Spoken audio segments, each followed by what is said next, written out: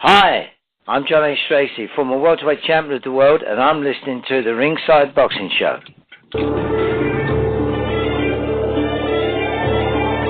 Live from Monterey on California's beautiful Central Coast, this is the Ringside Boxing Show. I'm Dennis Taylor, welcoming you to join me and my expert analysts, Travis Hartman, Rizwaan Zahid, and John J. Raspanti, today and every week for the hottest, sweatiest show on the West Coast. And now, from Studio 1A, it's the Ringside Boxing Show. Welcome to the Ringside Boxing Show on the Brewing Sports Network. I'm Dennis Taylor, and we got another great show for you guys today. A short time from now, John J. Raspanti and I are going to be talking to a New York Boxing Hall of Famer who fought during an era that might have been the absolute zenith of the welterweight division. Errol Spence Jr. fought Thomas Hearns, Pino Cuevas, Wilfredo Benitez twice, along with Vito Antuofermo, Hedgeman Lewis, Rocky Mattioli, and a lot of other top drawer guys. He went on to be a matchmaker for Madison Square Garden and a promoter of rock concerts in New York. This is a guy who's got some stories to tell, so you're going to want to stick around for that. The boxing scene in the United Kingdom is smoking hot these days, and our outstanding British correspondent, Paul McLaughlin, is going to be by to tell us about that one. And we'll kick it off as we do every week with a look at current events with our expert analyst. Travis Hartman is a professional boxer, boxing trainer, and promoter from Osborne, Missouri. He's now living and training in Orlando, Florida. Rizwaan Zahid is a boxing journalist from Toronto, and John J. Raspanti is chief lead writer for MaxBoxing.com and DogHouseBoxing.com. And John and I wrote an Amazon bestseller that would make a superb Christmas present for the boxing fan in your family, or just a nice addition to your man cave. It's called Intimate Warfare, the true story of the Arturo Gatti and Mickey Ward boxing trilogy. Go get it, gang. You're going to love it. Hey, Travis, you've been quietly following an interesting storyline this week, trying to figure out whether it's true or fiction. It involves something Victor Conte tweeted a couple of days ago and Errol Spence Jr. Take it from here. Tell us the rest of that story. What's been going on with that?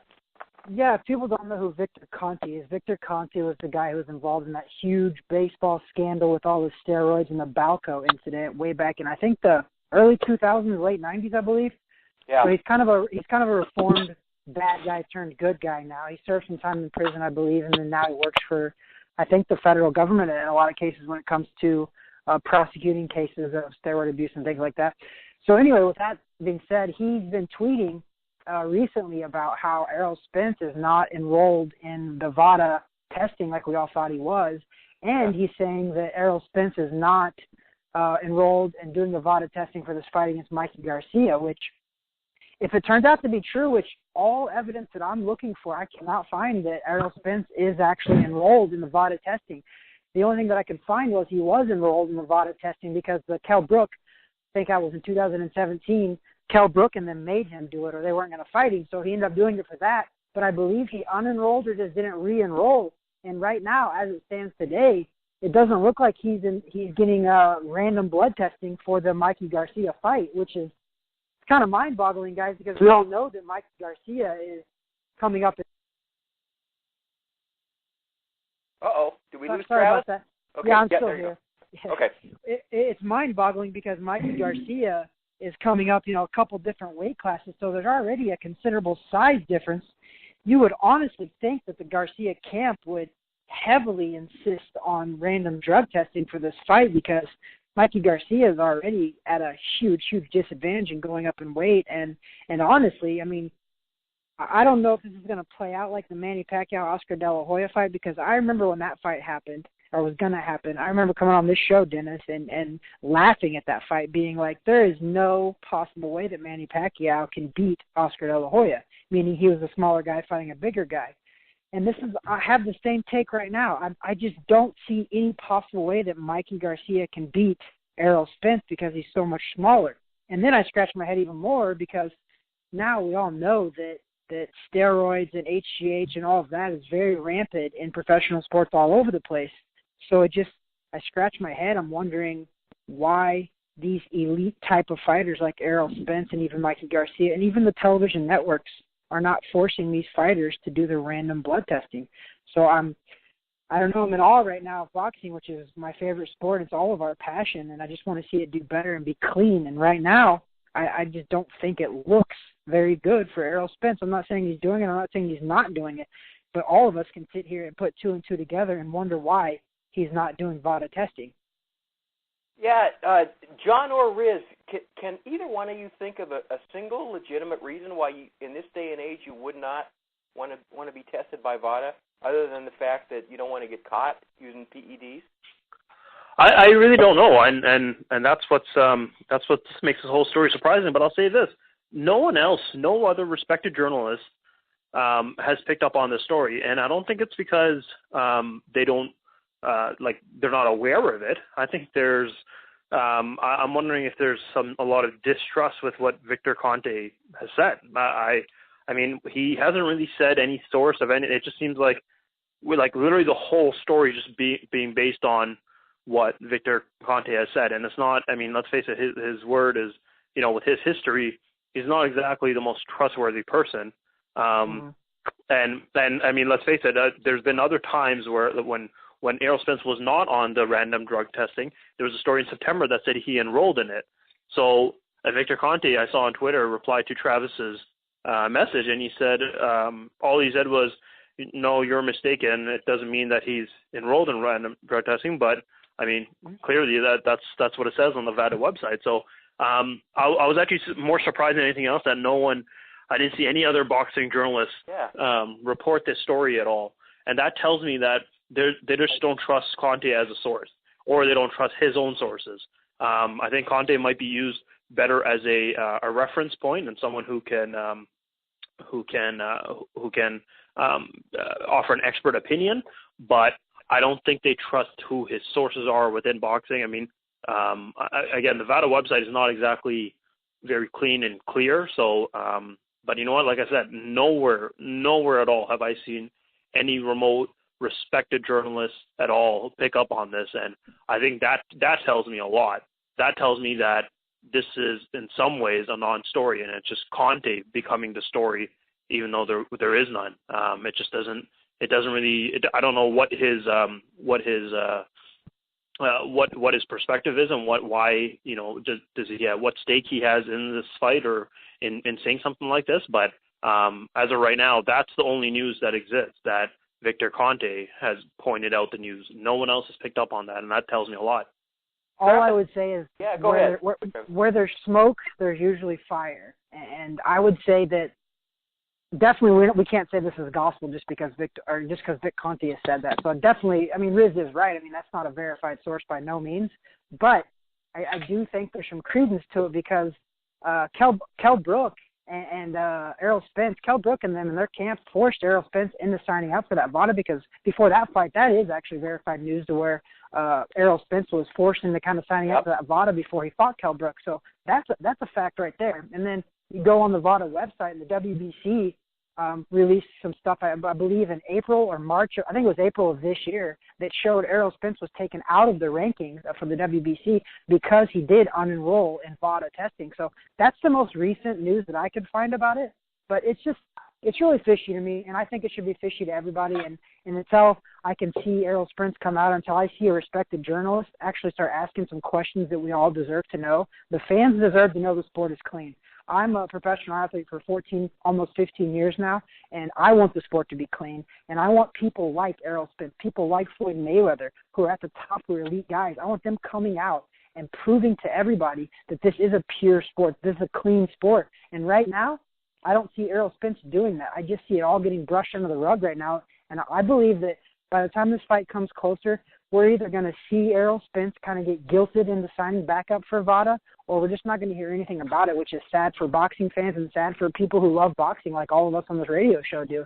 But I'm not saying this is 100% true, guys, but I'm telling you, where there's smoke, there's usually fire. And I think that Victor Conte has inside sources, and I think that I'm trying to dig around on my inside sources in the boxing game as well to find out. But there's something fishy going on. The fact that nobody is even asking this question. Nobody's not even anybody's not reporting it, which is fine, but nobody's even asking these questions of Errol Spence, which I find highly, highly irregular. And I don't know why nobody's asking these questions.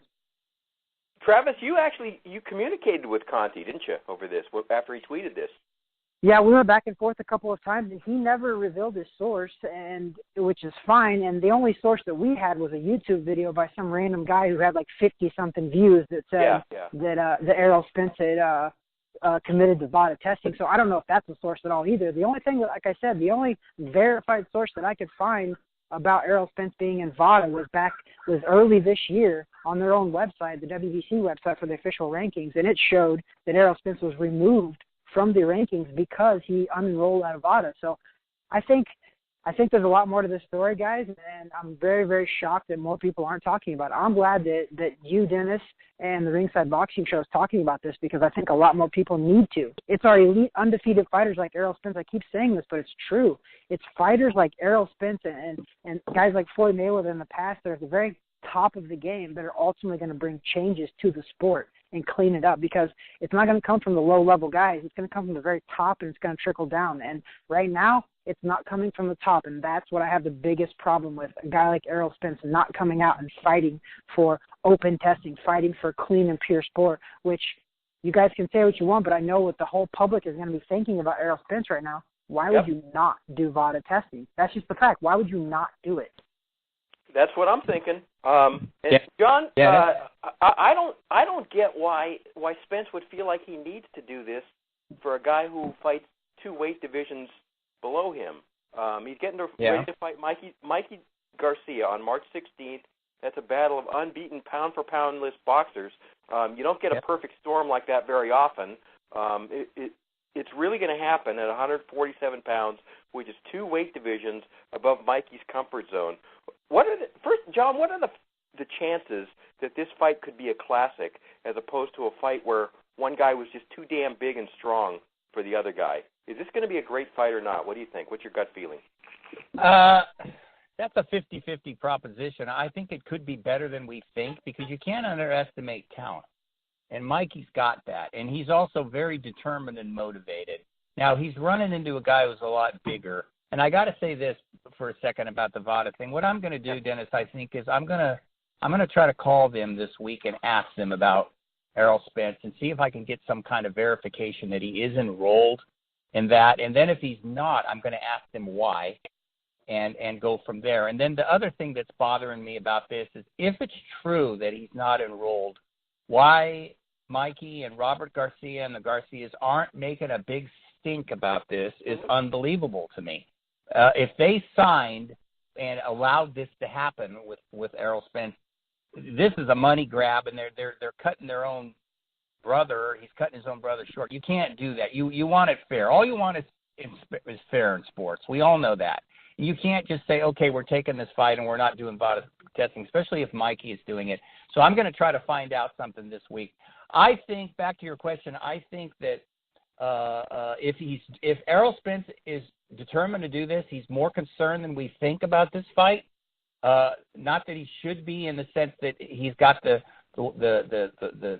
size difference and all that, but something, if he's doing it, something is bothering them. Maybe there's some doubt, maybe there's some insecurity going on here, but that doesn't make sense either. You know, some of this whole story doesn't make any sense just by trying to use common sense to look at it. That's what's so perplexing about the whole thing. You know, again, why would the Garcias okay? Oh, all right, fine. Mikey, Errol doesn't have to do any testing. Why would VADA not say anything? Why would no other writers look into this? See, there's a lot. I think it's more very convoluted and complicated. There's something going on here. I think Riz is probably right about Conte's reputation. That might be hurting him, or maybe just because the fight is so many months from now that the writers are being lazy. But, we're going to find out. We're going to make sure that we're on top of this so that we can say, hopefully one way or the other, what's going on. And, again, what Travis said, if it's just pushed under the rug and nobody really wants to talk about it, that's disgraceful. I don't want to see that. None of us want to see that. I don't want to see any thinking that you got to put an asterisk next to Errol Spence. I thought he's been a clean fighter his whole career. The last thing you want, ask Canelo, the last thing you want is some doubt about what you've been doing in boxing, since it's such an individual sport. So I want to believe that that's not true. But again, these little factors going on, it doesn't make any sense to me. So we got to find the truth. The fight itself, I think Mikey's got a chance, Dennis, more than a chance. I do. He's just got to try to outbox Errol. See, the thing about Errol Spence is that he's never been brought into any deep waters. You know, he's never been tested to the point where I haven't seen it in his last so many fights. He's never really been stunned as a professional. He's never been wobbled, you know, where he's never had to dig down deep. Now, I'm not sure Mikey's the guy that can do it, but Mikey's got two hands, and he's fast, and he's quick, and he's smart. So he might be able to figure out a way to outsmart him. He's going to have to use all his cleverness, and then maybe he'll catch him with a right hand because he's got a hell of a right hand, and it might wobble Errol. You know, years ago, Riz used to talk about, and I used to agree with him, we weren't sure about his chin. And I've seen him get clobbered a few times, but not really very solidly. We know Mikey can punch. So he might not be the same guy at 147 that he is at 135, but who knows? It might be one of those blows that the boxers like Travis talk about. The one you don't see is the one that gets you. Maybe Mikey will do something out of the blue and catch him with a right hand or a sweeping right hand, and he'll stun him while he's coming forward, and all his weight on it, you know, going forward might hurt him. So that makes the fight very intriguing. But for me, and for everyone, really, we have to get these questions answered. We can't push this stuff under the rug. This is interesting to me. This Errol Spence has been making some headlines this week, one way or the other. Errol Spence and Terence Crawford found each other Saturday in Oklahoma, and they got into this pyrotechnic smack-talking confrontation that you can see on YouTube. El Sekback, I think, was recording it. Escalated into a $1 million bet on whether Crawford can make Spence, quote, do the stanky leg, unquote,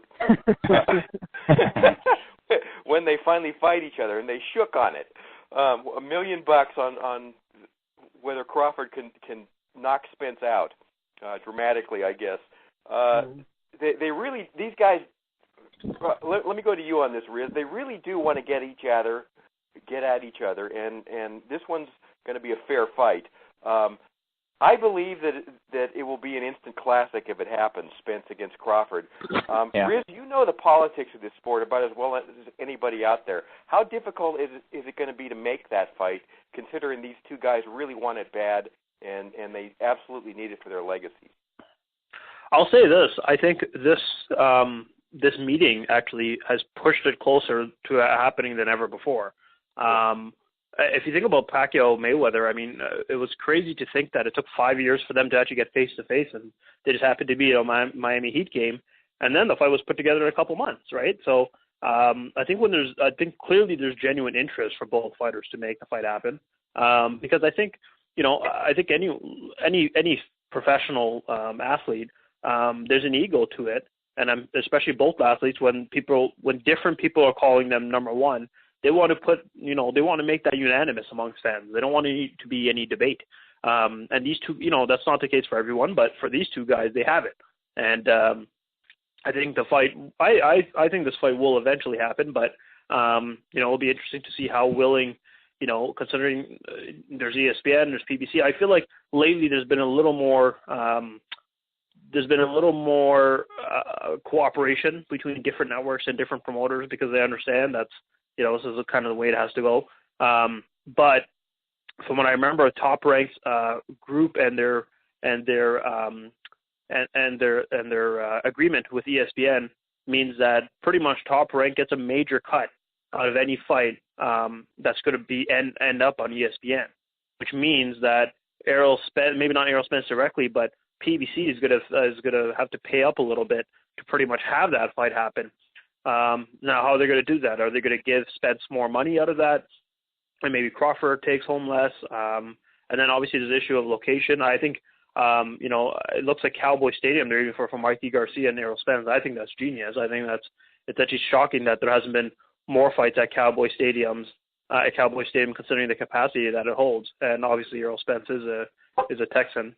So I think we're actually a lot more closer to this fight than we ever thought before, because I think all of this before was all talk, and not even between the fighters, literally between different promotion companies and between just fans. So it's nice to see that both guys have shown an interest in making the fight. Unfortunately, we're still going to have to probably wait, I'd say, another year at least, right? Doesn't seem like it's happening anytime soon. If Spence is fighting Garcia, they say that's March, so that's pretty much an 8-month gap for him in between fights. who knows? Crawford might fight he might fight his, I think this is mandatory, the guy who won on Friday, I believe it was, on that ESPN card. But I mean, I think the funny thing is the bigger fights are in that division or on the PBC side. So obviously there's Spence and Thurman, yada, and because of that, I mean, it's hard when it comes to negotiations. Crawford, I mean, who's he going to fight from now up until then? And because he's fighting these underwhelming guys, it's hard for him to argue that he deserves more money, or the negotiation tactics are going to be a lot more difficult for him because he clearly isn't fighting the best guys out there. I mean, he passes, as Max Kellerman likes to say, he passes the eye test. We know what he's capable of, but I mean, he's not going to fight Keith Thurman. He's not going to fight Sean Porter. He's not going to fight, any of these guys anytime soon, which would be great, which is what you would like to see. I think it makes the fight itself even bigger. So it's kind of unfortunate for Spence in that way because, we'll put it this way, Errol Spence fighting Mikey Garcia is still a better fighter than I think Crawford maybe has ever faced.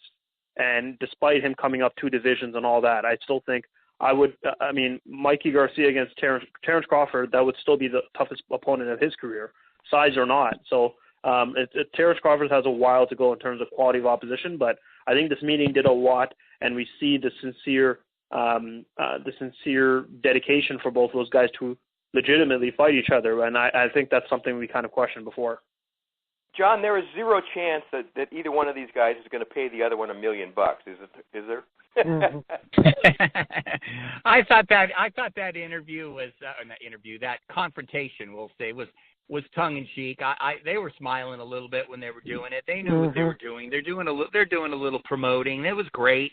Terrence knew that Errol Spence was going to be there, vice versa. So that was all good. I was kind of laughing when I was watching it. It just reminded me of two jocks, even in the lower echelons of sports. Even if you're going to play a pickup basketball game, you're not going to obviously gamble $1 million, but you might say, "Hey, man, meet you over there Saturday at the park. I'll bet you $5 that I can beat your ass." And they'll go, "Okay, you're on." And you smile. It's not anything nasty or anything like that. It's just 2 guys, competitive guys.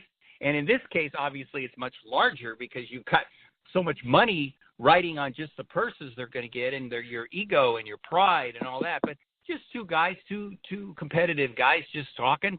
And I thought it was great. I thought it was a great way to get people interested in the possibility of the fight. Riz is right. It's a long way off. But, that was the beginning. So, no, they're not gonna bet it. But it'll be interesting to see if somebody says, so is that $1 million bet still on? Who's going to be the first one to blink and say, "Nah, we were just joking around"? I don't think either of them will say anything because you don't want to give anybody anything. So that's going to be fun if it even comes up again. But yeah, that was just fun, and I like I said, I liked it. I really want to see those guys going at it because that is such a matchup of styles. That's just going to be a tremendous fight. This is the Ringside Boxing Show from Monterey, California. I'm Dennis Taylor. We're talking to our expert analysts, Travis Hartman, John J. Raspanti, Rizwaan Zahid. Tyson Fury hired Freddie Roach to be his cut man in the December 1 fight against Deontay Wilder. Travis, why did he do that? Can Freddie Roach be a difference maker in a fight like this? I mean, I'm not really sure why he did it because, honestly, I've never seen a cut man hold the mitts either. And Freddie Roach was holding the mitts already for Tyson Fury in a couple of workout sessions. So, I mean, I wonder, is he his cut man? Is he his mitt guy? Is he? What is he? I don't even know. Maybe it's just more of a mental game because at this point, in Tyson Fury's career, let's be honest, one coach, even if it is a great like Freddie Roach, is not going to miraculously change this fighter from who they already are. So I think it's more of a mental game, more of a comfort game, more of just knowing to have like a second or a third eye in the corner like Freddie Roach, which by all means, has Freddie Roach probably lost a few steps? Absolutely, because he's got Parkinson's disease, so he's probably not the exact same quick-witted, all of that he used to be. But at the same time, the guy knows boxing inside and out. So it's never a bad thing to have a guy like Freddie Roach on your side, whether he's going to be in your corner, whether he's going to be your cut man, whether he's going to be anything. It's not a bad thing. So let's be honest, though. I mean, how many cuts usually happen too often in the heavyweight division, not too many. I mean, is Freddie Roach, does he even know how to do cuts, guys? I mean, I don't think Freddie Roach has ever had to do cuts in his life, so I don't even think he's actually a cut man.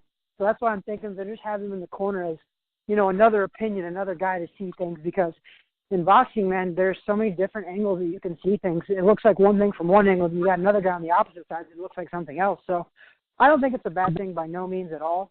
But do I think that it gives Tyson Fury this crazy, awesome edge over Deontay Wilder? No, I don't. I think that Tyson Fury is who he is going into this fight, and Freddie Roach is not going to change that.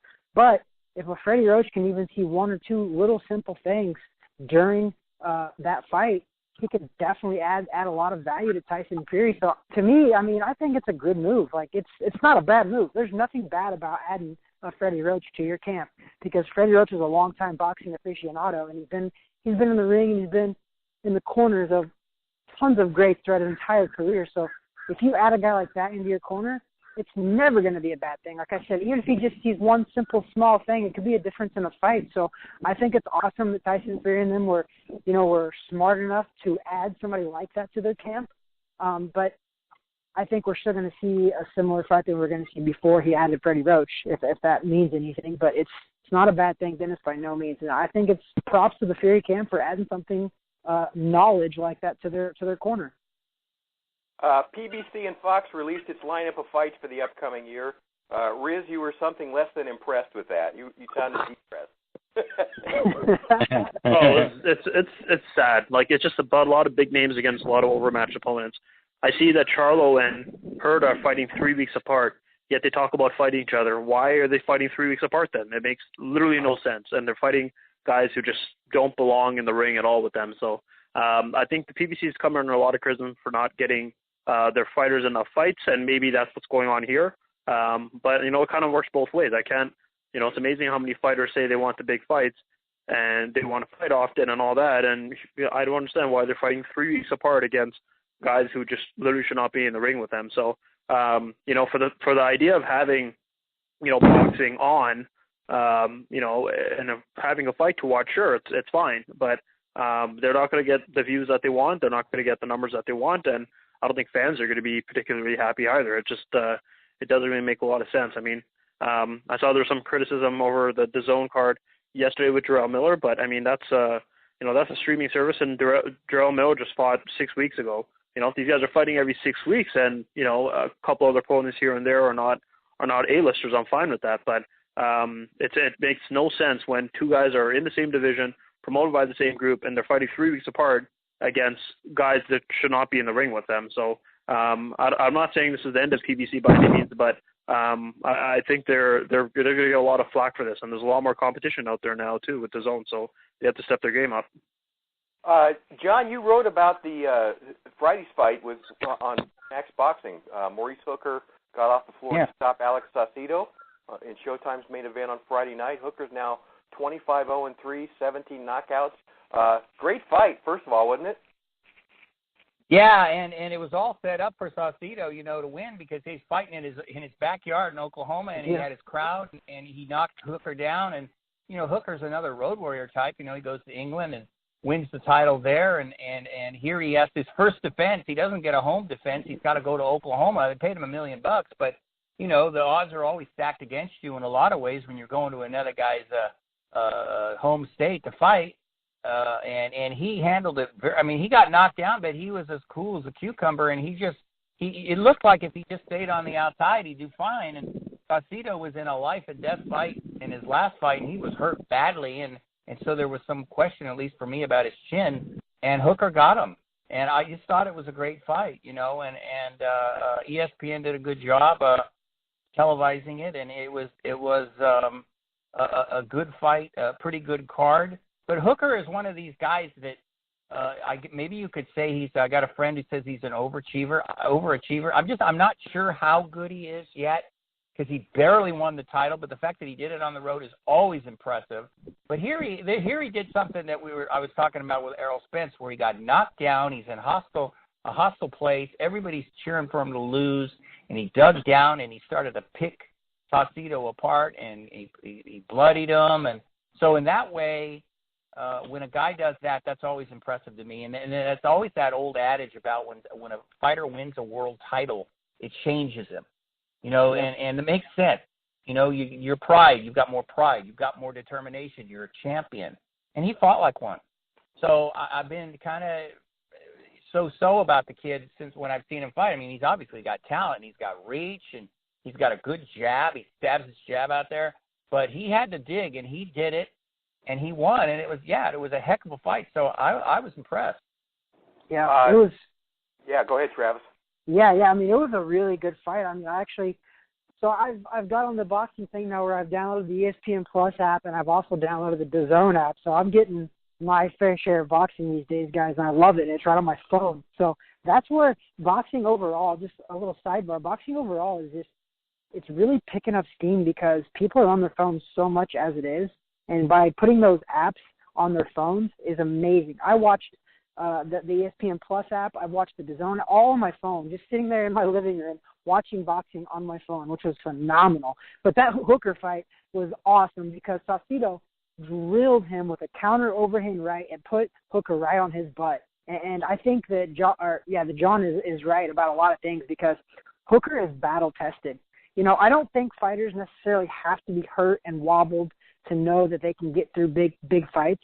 But I think when they do get hurt and wobbled and rebound from that, they have an edge on every fighter that they ever fight again, meaning that they know that they can be on their butt. They know that they can have their lights almost turned out for a brief second and get back up and have the power, have the strength, and have the grit to come back. And he stopped Saucedo. He didn't just beat him. He came back and beat him down and ended up stopping him. So, I mean, the confidence of a guy like Hooker who's undefeated now. And the one thing that I find a little weird that he's got 3 draws. Where the heck do you get 3 draws at? Like, that just blows my mind, by the way. I'm like, 3 draws? Like, I've been fighting my whole freaking career, and I've had 1. And it's just, it blows my mind. It's just kind of funny, but Hooker is definitely, he's an oddity because he's tall, lanky, he can punch hard, he can box.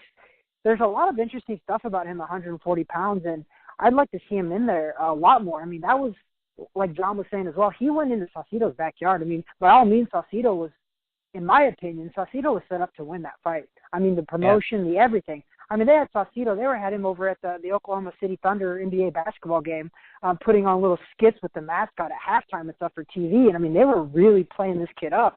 And you could tell by the crowd, the way the crowd was roaring for this kid. And really, they didn't show any kind of booing, clapping, nothing for Hooker. And Hooker's the world champion. And he's been the world champion. So it just – it scratched my head a little bit but more props to Hooker for going there and doing something like that. I mean, they paid him $1 million, so obviously I'll go to anybody's backyard and fight him for $1 million.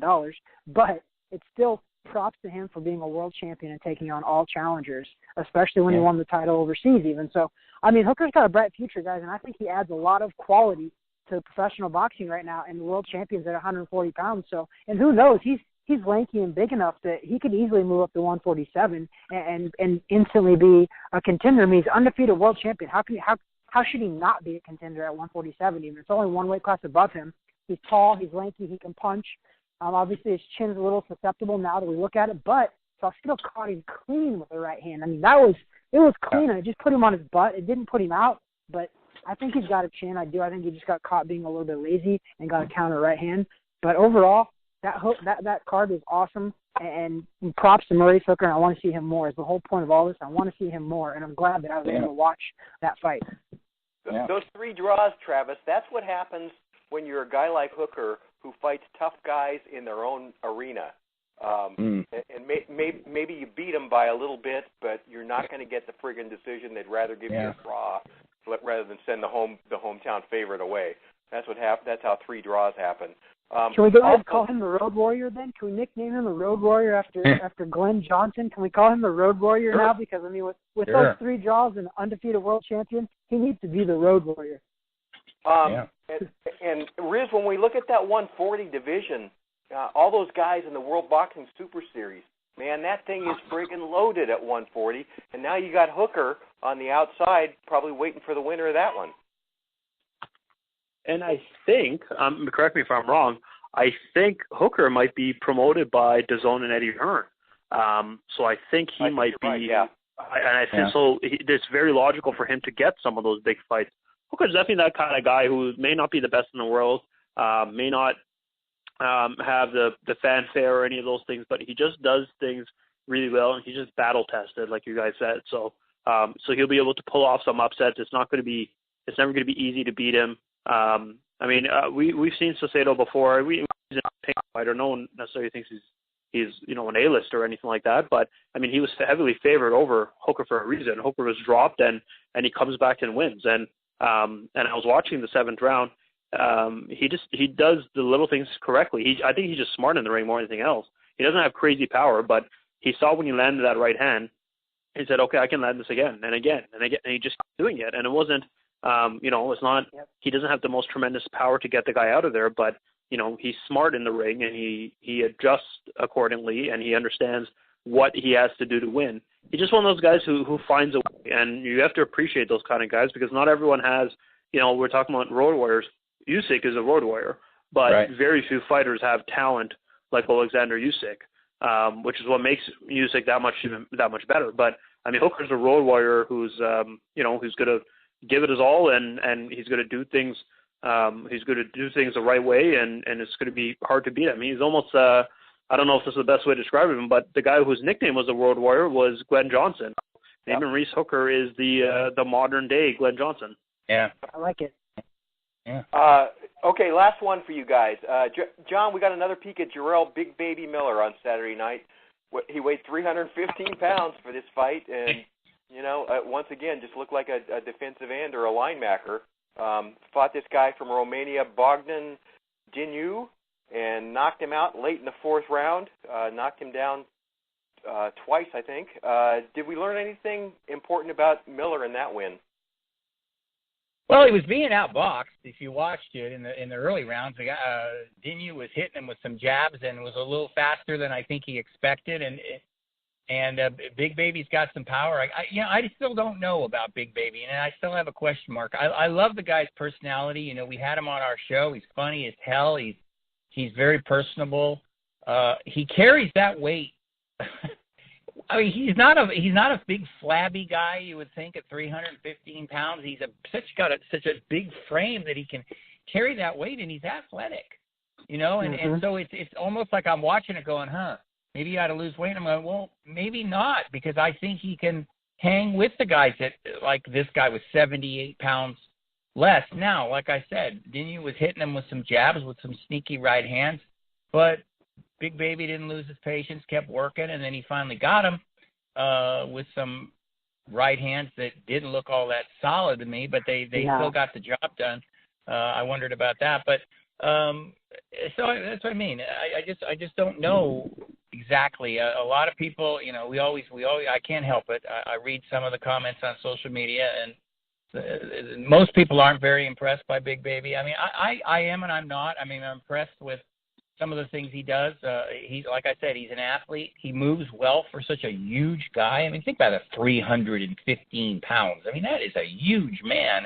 Yeah. And he's got a pretty good jab, and he tries to do things, So obviously he's got some ability. Where he fits, he's obviously in the top 10 too. The top guys doesn't seem likely, but he's fun to watch. He like I said, he's got a great personality, and that always helps. He's funny as hell with some of the things he says, and he does look like he ought to be a guard on a football team more than he ought to be a boxer. But I give it to him because the guy has got some ability, and when he fights, he wins. So it's going to be very interesting to see when he steps up in class, because that was, again, social media. Oh, he does this fight a bunch of bums, and I always love that when people say that. I go, oh yeah, really, he's fighting bums. That's okay. These guys are bums. That's really nice to say. I hate that when fans say that, but he does need to step up in class before we find out where he is. But he's good. I have no doubt about that. He's definitely a good fighter. Yeah, it is quite amazing how at 315 pounds, how light he is on his feet and how fast his hands are. I think that is super impressive. And that's probably what tunes me into him the most, is that he's 315 pounds, guys, but he does not move like a 315-pound guy that you would think. I mean, he definitely is a lot faster. He's got more foot speed and more hand speed than probably most of the heavyweights in the division, period. And so that weight, too, like Dennis was saying as well, I made the comment that he's 315, but he's not flabby. You don't see rolls on him. You really don't. Nope. He don't even have his stomach is really flat. He's just got big, huge shoulders and traps. And, I mean, the guy's not a fat, out of shape dude by not even close. And I honestly, and I think his team has probably told him that, and they know that I wouldn't see him losing much weight at all, guys. I would keep him right where he's at. He's doing what he needs to do right there. I don't see any of his speed, any of his power, any of his foot speed dissipating with that weight. And with that being said, he's 100% who he is, and that's who he needs to focus on being and not worry about losing weight, because I know 315 sounds like a crap load, because it really is. But when you look at this guy, he defies the odds because he's not your typical 315-pound heavyweight, and I think he has a lot going for him. Can he beat an Anthony Joshua, Deontay Wilder, or Tyson Fury? I have no clue, and none of us really do until it actually happens. Right. But I think he's the underdog. That's 100%. But he's got that attitude. He's got that confidence. He's got that charisma that I 100% want to see him with every one of those heavyweight champions of the world. And I think that his mindset and the confidence of this guy, he believes he can beat them. And that, when I'm tuning in as a fight fan, not even just a boxing guy, a fight fan, when I tune in, I want to watch guys who genuinely believe they can beat the other guy, whether the guy's a champion, whether the guy's an all-time great, whether he's whatever. And that is exactly what Big Baby Miller has. He's confident. He's got an undefeated record.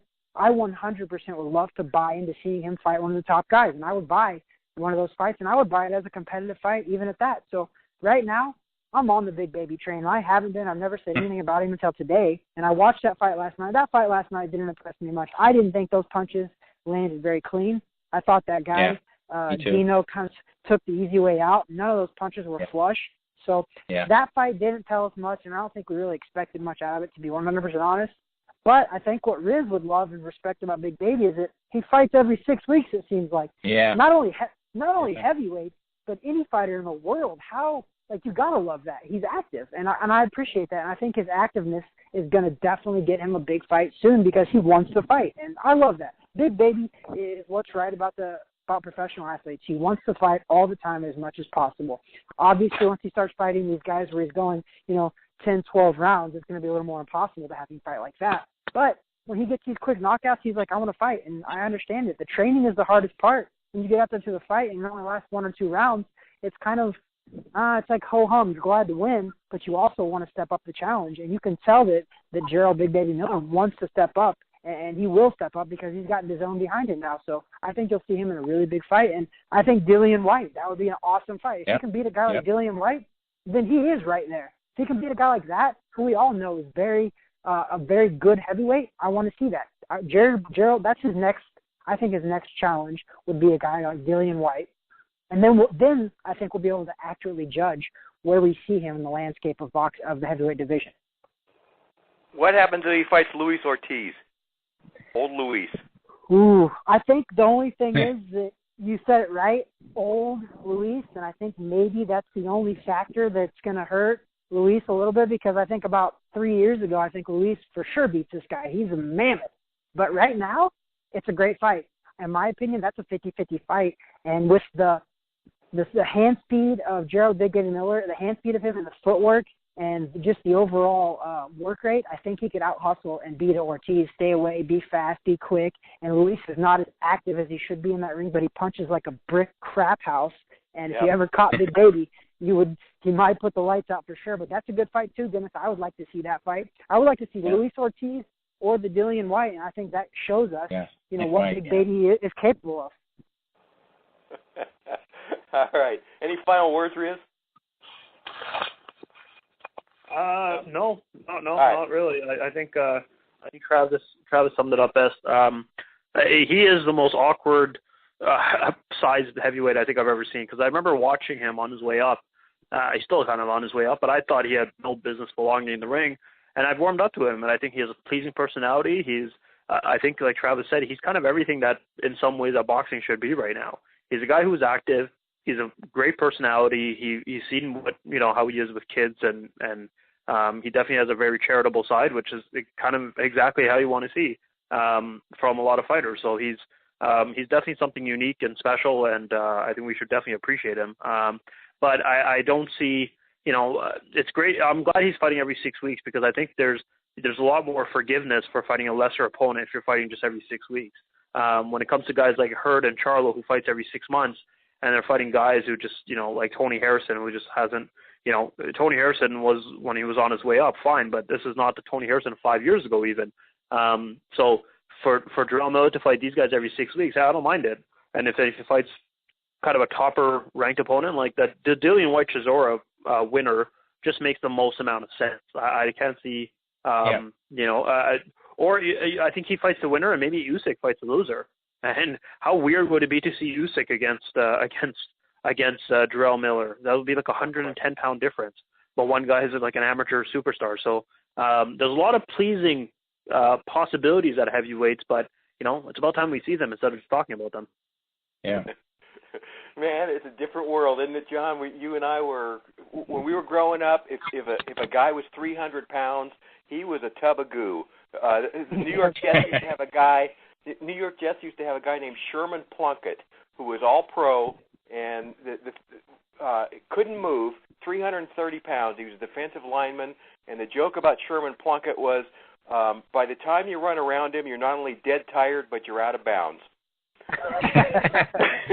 Yeah, Dennis, remember when Ed Too Tall Jones started back in our day before these youngsters' time started a box? Remember, he was like 6'7", like Fury and Wilder, 240, and he was a freak show. He was a joke.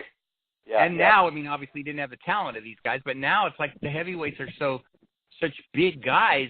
It's stunning. And you know what? I got to add this though. The thing about Big Baby that I like too, and I want to ask Travis and Riz their opinion on this one of these.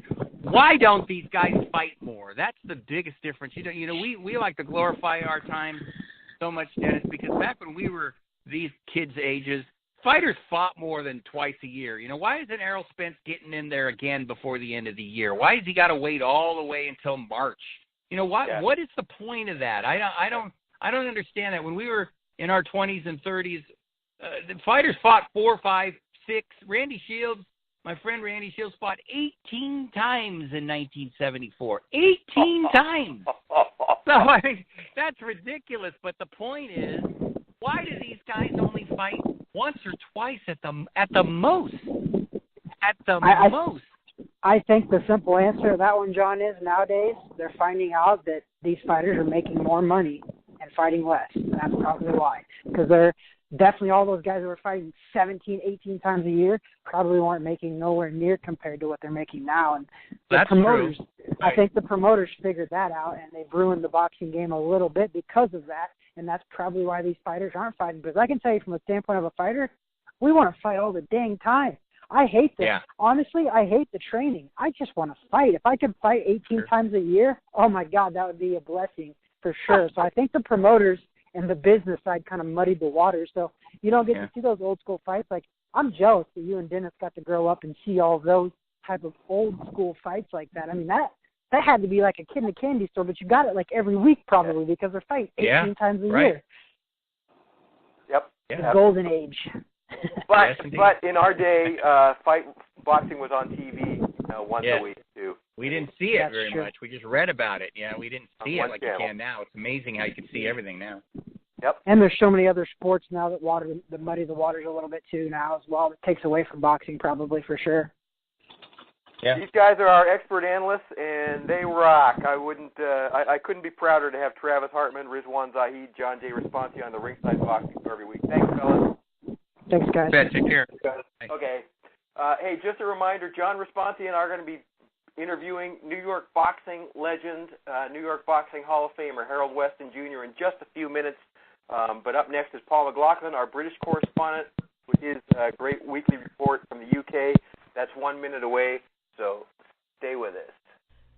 You're listening to the Ringside Boxing Show, the hottest, sweatiest show on West Coast Radio. I'm Dennis Taylor, co-author of the Amazon bestseller Intimate Warfare, the true story of the Arturo Gatti and Mickey Ward boxing trilogy. Writing this book was a labor of love for John J. Raspanti and myself, We enjoyed every minute of the process and considered it a privilege to tell the tale of one of the most electrifying boxing trilogies in the history of this sport. Intimate Warfare traces the collision course of Arturo Gatti and Mickey Ward from their earliest days through their 3 epic fights, as well as the aftermath of this great rivalry, which culminated in one of the greatest friendships in boxing. Intimate Warfare has received a 4.5-star rating from readers and was endorsed by Hall of Famers Harold Letterman and Joe Cortez and 2-time Trainer of the Year Virgil Hunter. Our foreword was written by Ray Boom Boom Mancini, another one of the greatest blood and guts fighters of our time. Get your copy today at Amazon.com. Hi there, it's Paul McLaughlin with your weekly roundup of everything going on in the UK boxing scene at the moment. Now, my favourite current boxer, Callum Smith, is ready for an elite opponent, and Saul Canelo Alvarez and Andre Ward should be added to a shortlist for an Anfield fight, says trainer Joe Gallagher. The WBA Super Champion is set to receive a big-name super middleweight fight at the home of Liverpool Football Club next year, with promoter Eddie Hearn saying Triple G is his number one choice for May. Trainer and manager Gallagher admits the unbeaten Smith is willing to take on any of his rivals, including Canelo, who challenges Rocky Fielding for the WBA regular belt in New York on December the 15th. And talking of Rocky Fielding, we caught up with the fellow Scouser and asked him how his preparations are going for the Canelo fight. Everything's going great, and we're in sense camp now, 5 weeks to go, so it's hard, but I'm enjoying it, and I know it's a big task on December 15th, but I'm putting the work in now, so it can only pay off on the 15th. I'm that extra bit motivated now, and I'm putting the extra miles in, I'm putting the extra rounds in. Everything's intense, but I'm pushing myself and working hard, and I have to. I know, as you say, this is stepping up to elite fighting. I've got to put the graft in. I always do, as I said, but it's a bit more in your head that you push yourself that bit harder, and that's where we're at now. We then asked him about a potential rematch with Callum Smith. It's all on Canelo and Callum now for Anfield, so I beat Canelo, then makes sense for that, but I'm not even interested at the minute of anyone else apart from Canelo, and me and Callum to do what he's going to do. Hopefully he gets the right fights for whatever, and division's great. I go in there, I do my job. That's all I can do. Now, you know me, I like to make my predictions, and Callum Smith for me is the best boxer in that weight division at this moment in time, I believe. He's also a Liverpool fan, which is what I am. I don't personally think Fielding has anything to trouble Canelo, so only time will tell. Anyway, moving on. Josh Kelly believes a dominant victory over David Avanesian can rocket him into the world rankings, potentially towards a 2019 clash with Amir Khan, having cruised to an 8-0 with a scintillating first-round stoppage of Walter Fabian Castillo last weekend. It has been confirmed that he will meet former world title challenger Avasian at the Sheffield Arena on December the 8th.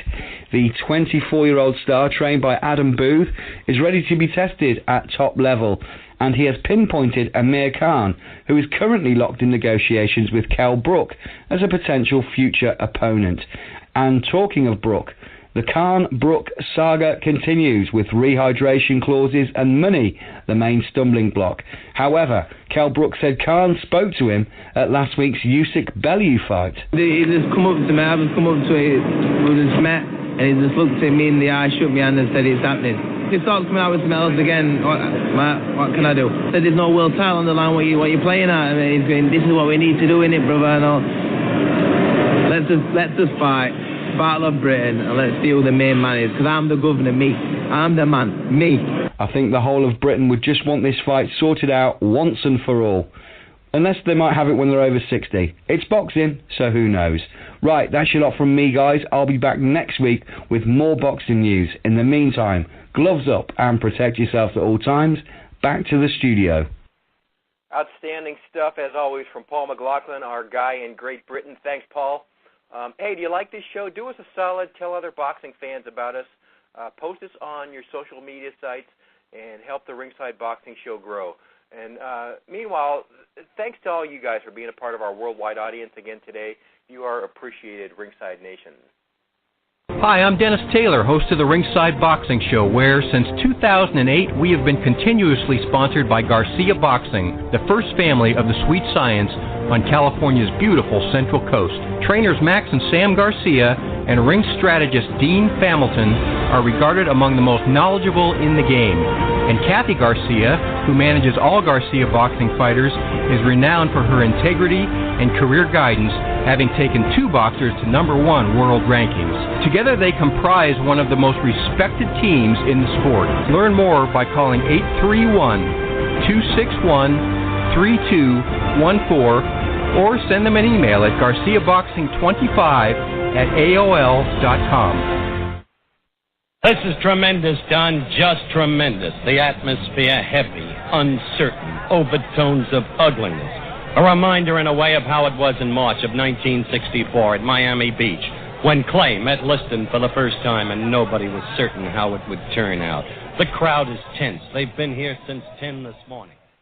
Welcome back to the Ringside Boxing Show on the Grueling Truth Sports Network. I'm Dennis Taylor with John J. Raspanti, and today's featured guest was one of the most popular fighters in New York City throughout the 1970s when he was a 2-time world title challenger during what may have been the strongest era in history in the welterweight division. Harold Weston fought Vito Antuofermo, Hedgeman Lewis, Saul Mambi, Pepino Cuevas, Thomas Hearns, Wilfredo Benitez twice, just to name a few. He had a 40-fight career that spanned from 1970 to 1979. He was managed and trained by the great Gil Clancy. He was mentored by Emil Griffith, my favorite fighter, and he went on to be a matchmaker at Madison Square Garden from 1980 to 1986, and that's just a few of the reasons he is in the New York Boxing Hall of Fame. Harold, welcome back to the Ringside Boxing Show. It's been a couple years. Thanks for joining us again today. How you been, man? I've been doing great. And by the way, y'all forgot one thing. I used to carry around the ringside rounds for boxing when I was like I was 10 or 11 years old. Don't take that out. Really? was that at the Garden? Or was that that was at Sunnyside Garden and all of the local sportings around New York. Back then they used to have fights every week and everything, and I used to carry the ringside until them girls came with them legs and stuff, and they took my job away. Yeah, I can't compete with that. Yeah, I mean, that was wrong, but Well, here's something else people in boxing might not know about Harold Weston Jr. You promoted some rock concerts in New York City, right? Yeah, I did a few rock concerts, back in the day, yeah. Who'd you bring in? And what was that part of your life like? Got any good rock star stories for us? Oh, well, not really. I mean, it's just pretty much like the boxing world. I mean, you have your people that, you make a deal with them for a certain amount of money, and then when they get there, they want more money, and then they want more hotels. So, I mean, it's not like anything different than the boxing when I got into the world of boxing, promoting boxing shows at Madison Square Garden. Well, your father, Harold Weston Sr., he introduced you to boxing, and I think to Gil Clancy when you were about 9 years old, and he trained you through your amateur career. Tell us his story. Was he a fighter himself, first of all? Well, my father did a little boxing. I mean, he didn't go professional, nothing like that. And him and Gil became good friends. And when they were friends way before I was born. And so when I was born and everything, about 9 years old, I was a little rugged in school. And so my mother told me every time when I leave school, because she was working at night, she said that I had to go down to the gym where my father was at. So that's what I did. I left from Jamaica, Queens, going to Manhattan, going to the gym on 28th Street. And that was and what happened was Gil made me, because Gil was a former teacher, he made me, when I came to the gym, I had to go into Griffin's locker room, and I had to do my homework before I can come out and train. In Emil Griffith's locker room? Yeah, right. Griffin had changed up, and he left, and then and then I'd be in the room. I just get there around about 4:30, and then Griffin be getting ready to be get dressed soon. Griffin leave his room. I go in. I had to do my homework. I couldn't train until I finished my homework. And Gil had to see my homework before I did anything. And Gil was a former teacher, so he knew what he was looking at. So that was the whole thing of me growing up with the gym and boxing. Oh man, what a great story! Did you like the sport right away? Did you enjoy it? Oh, I loved it. I'm the one that wanted to do it because at first I was let me just give you a good idea. The reason why I had to go to the gym and see my mother and father were separated, and so I had to go to the gym because I wasn't too good in school, and so to keep me out of trouble and keeping somebody having some eyes on me, like I said, my mother used to work at night, so my father was at the gym. So I left school at 3, went downtown, stayed at the gym, and just watch. And so one day I just told my father, around about 10 by that time, I said, I want to learn how to fight. And he said, nah, forget about it. You don't want to do this and everything. So after a while, he said, okay, bring your sneakers.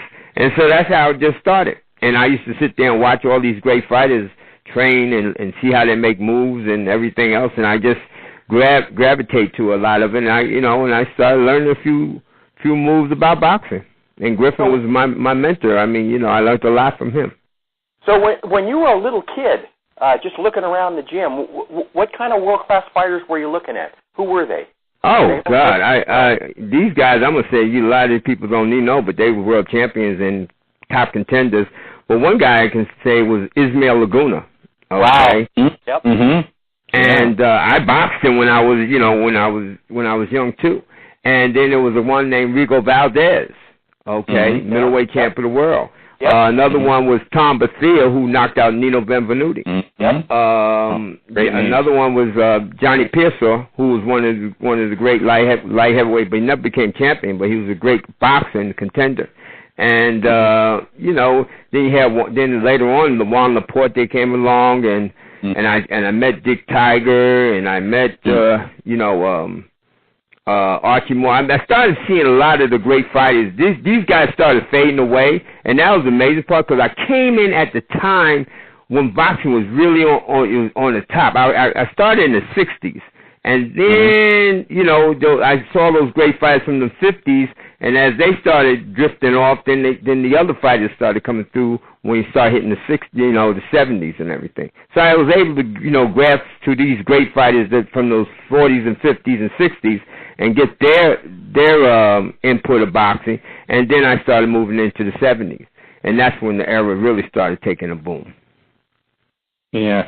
Back in that day, and I remember this so well, Harold. The New York Golden Gloves Championship ranked as one of the toughest tournaments in the country. You won the 147-pound open division of that tournament in March 1970 in front of 20,000 people, a sellout crowd at Madison Square Garden. What kind of thrill was that? Oh, that was a thrill. I mean, that was the greatest honor of my life because you got to understand, I stood with the greatest fighters in the world. When you won the Golden Gloves, it was the greatest thing in the world, especially when you win the open class. And to say I won it with, guys like Sugar Ray Robinson who won it, and Emil Griffin who won it, and even Mark Breland, who became one of the best amateur fighters. And so to win that title and having that crown, on my head, knowing that I was among these guys, that won the Golden Glove champion open class, it was an honor. It was a great honor, and especially as tough as those guys was at that time. I mean, I fought everybody in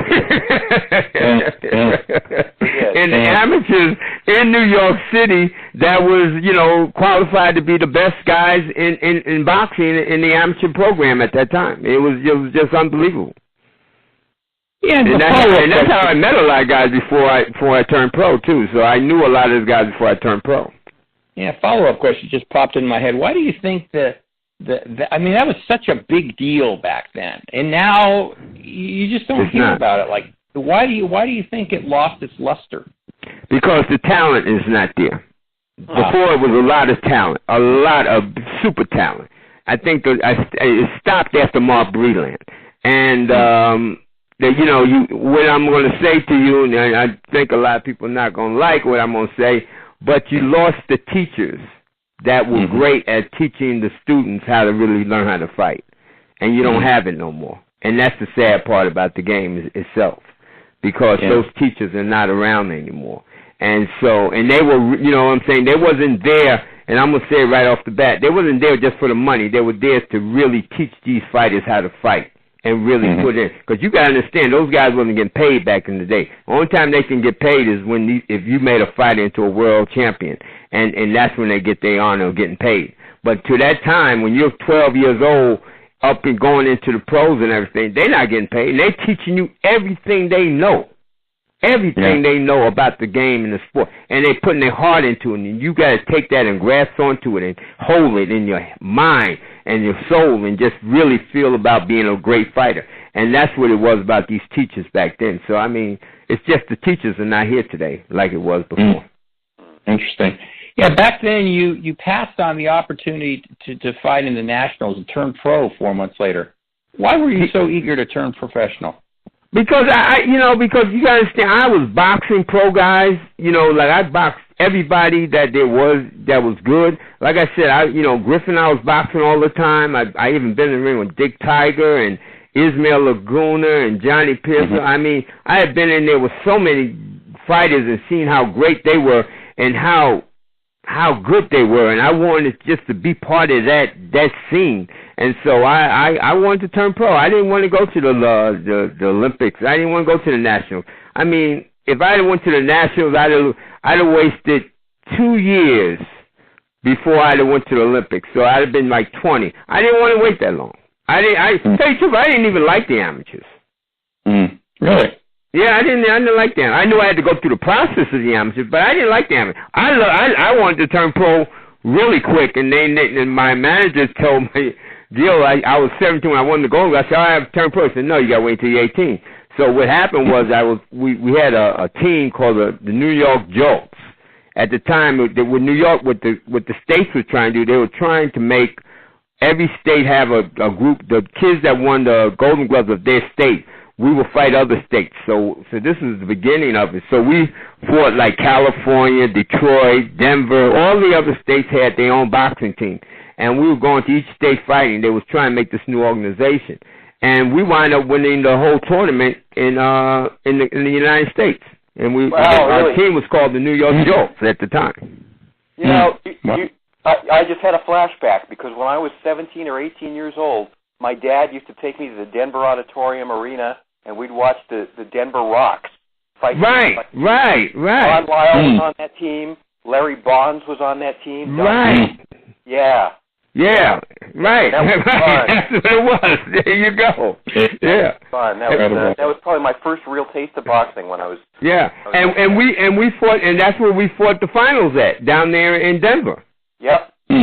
That's where we fought the finals at, and we won the whole tournament in Denver, New York Jolts, our team. Yeah. Yeah, I remember being backstage at the Denver. It was either the auditorium or the Coliseum, and I was pissing in the urinal, thinking, you know what? I'll bet you Gorgeous George peed in this same urinal at some point. That's great. So, hey, people might not realize you were the very first fighter to beat Vito Antuofermo. You stopped him on a cut in 5 rounds at the Felt Forum in '73. Yeah, and by the way, I want you to know I was in the military at the time. Yeah, that's what I was. You were active duty in the military at the time. I was active duty. I was getting ready to go to Vietnam. Oh my God, really? Yeah, I was training for going to Vietnam. And what happened was saved you from that, huh? Yeah, but what happened is that when the president said that they wasn't sending no more troops over there at the time, that's what was the whole thing. And I called up and I said, hey, I asked my captain first. I said, Captain, can I go to New York and have a fight? He said, are you out your mind? I said, no, I'm all right. I said, I got a guy I can fight. And then he said, who you got in mind? I said, this guy named Victor Conte. He said, well, what's his record? I said, 19-0. He said, are you crazy? I said, no, I'm all right. So he said, let me think about it. He said, come back tomorrow. He said, let me think about it. So I had to persuade my captain to get the leave to come back home to fight Vito Antuofermo.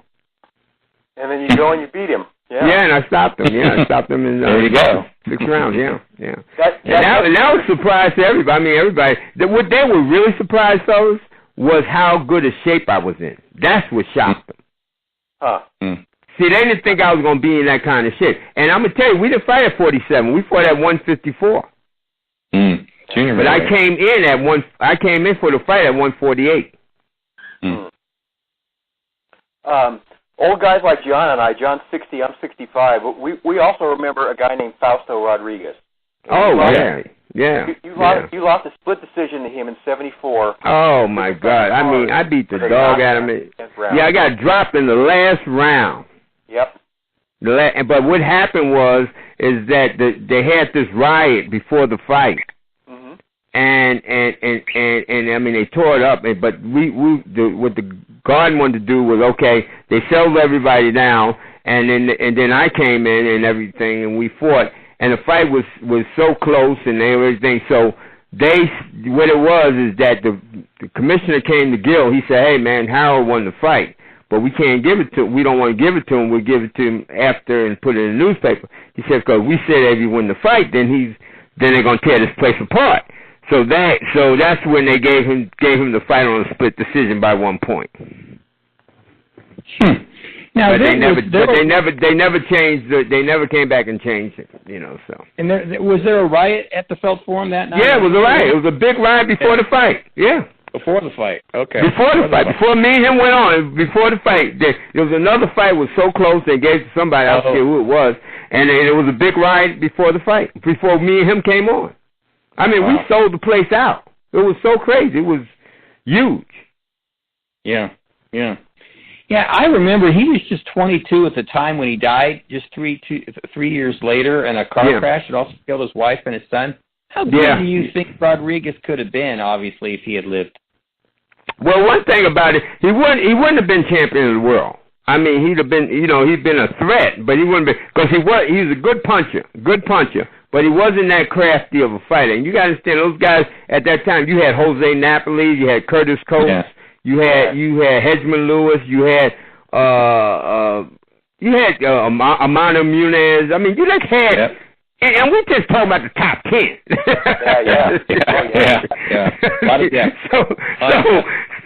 So to get into that top 10, that was a fight in itself. Okay, so I mean that in itself, he would have never been champion of the world. No, he had never been champion of the world. Not with those guys in front of him. No, it was just those guys they were awesome. They were awesome.